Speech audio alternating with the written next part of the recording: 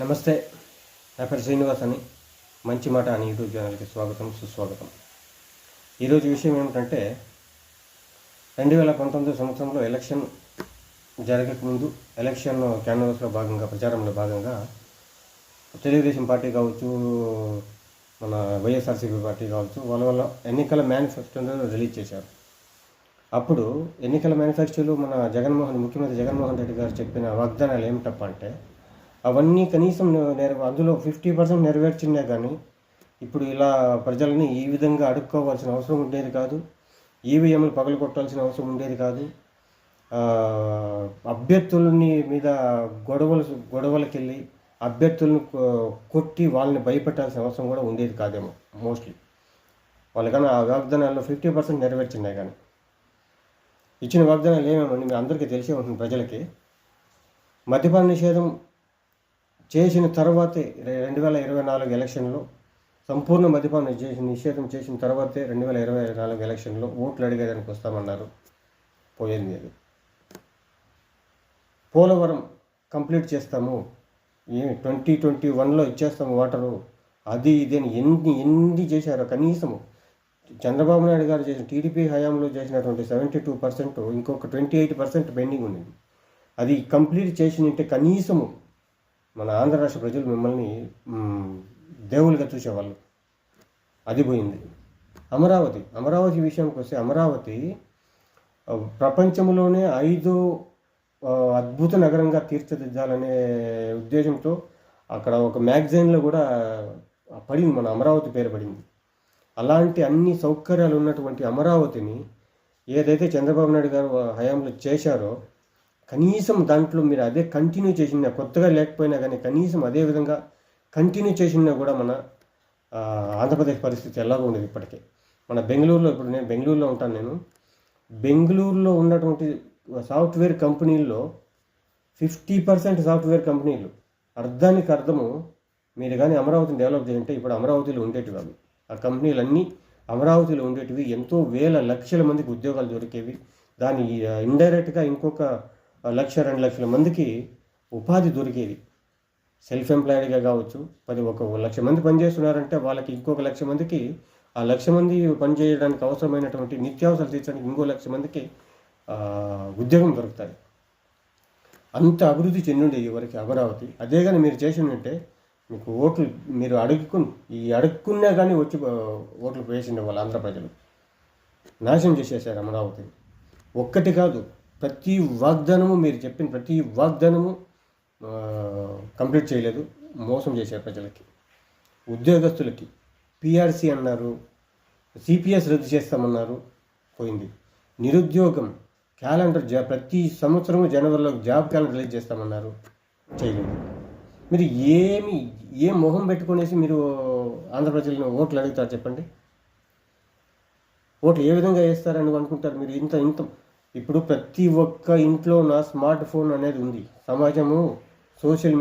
సమాజం చాలా డెవలప్ అయింది. సోషల్ మీడియా డెవలప్ అయింది. ప్రతి ఒక్క ఇంట్లోనే కనీసం ఒక స్మార్ట్ ఫోన్ అనేది ఉంది.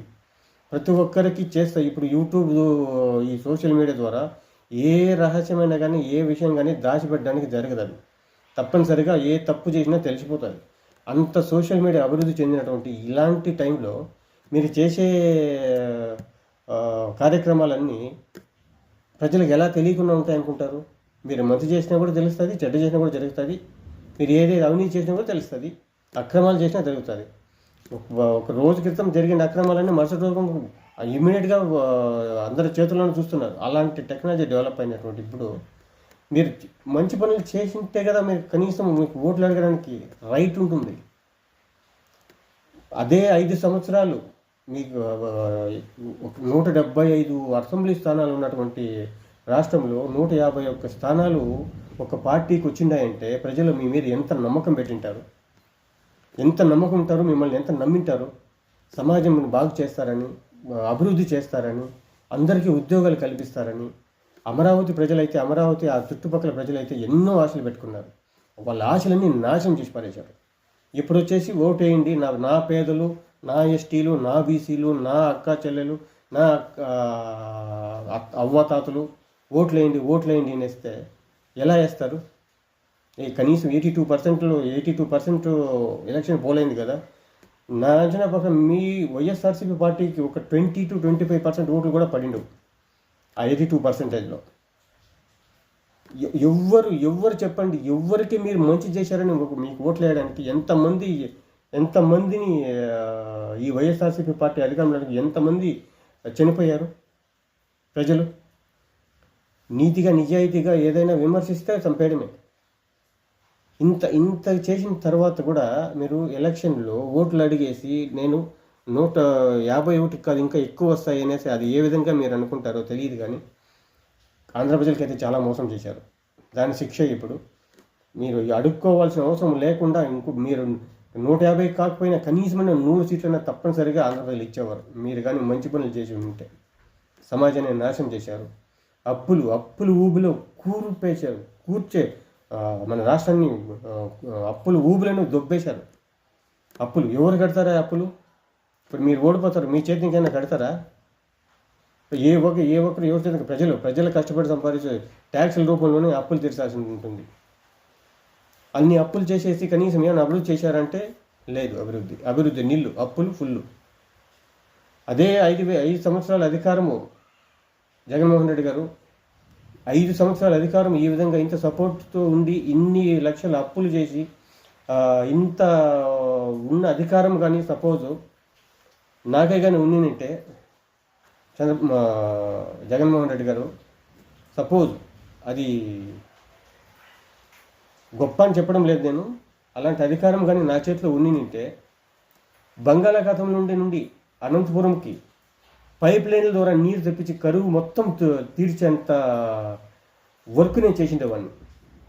మీలాంటి సపోర్ట్ కానీ ఇంత 150 మంది ఎమ్మెల్యేలు ప్రజలు ఇచ్చిండి మీ పొజిషన్లో నేను ఉన్నింటే ఆంధ్ర రాష్ట్రానికి మన కరువు మొత్తం కనీసం ప్రతి ఒక్క గ్రామానికి ప్రతి ఒక్క చెరువు ప్రతి సంవత్సరము నింపి ప్రజలందరూ సంతోషాలతో జీవించారు. ప్రతి రైతు గుండెల్లోనూ ఆనందం నింపేలాంటి వర్క్ అయితే నేనైతే చేసిండేవాడిని, తప్పనిసరిగా చేసిండేవాడిని. బంగాళాఖాతం నుండి పైప్ లైన్ల ద్వారా నీళ్లు తెప్పించి అనంతపురం ఇంకా మొత్తము ఈ ఆంధ్ర రాష్ట్రంలో ఉండే కరువు మొత్తం తీర్చుండేవాడిని నేనైతే. నాకేం సిగ్గుగా లేదు చెప్పుకోవడానికి, ధైర్యంగా చెప్తున్నాను. నేనైతే అలా చేసిండేవాడిని. నాకే కానీ అంత అధికారం ఉండిందంటే. నాశనం చేసి పారేశారు సమాజాన్ని, ఆంధ్ర రాష్ట్రాన్ని నాశనం చేసేశారు, ఆంధ్రప్రదేశ్ ప్రజలను మొత్తం నాశనం చేసేశారు. కాబట్టి మీకు ఓడిపోతారు గ్యారెంటీగా. కనీసం ఇంకనైనా మంచి రోజులు మన ఆంధ్రప్రదేశ్కి మంచి రోజులు వస్తాయని నేను భావిస్తున్నా. మంచి రోజులు వస్తాయి, తప్పనిసరిగా వస్తాయి.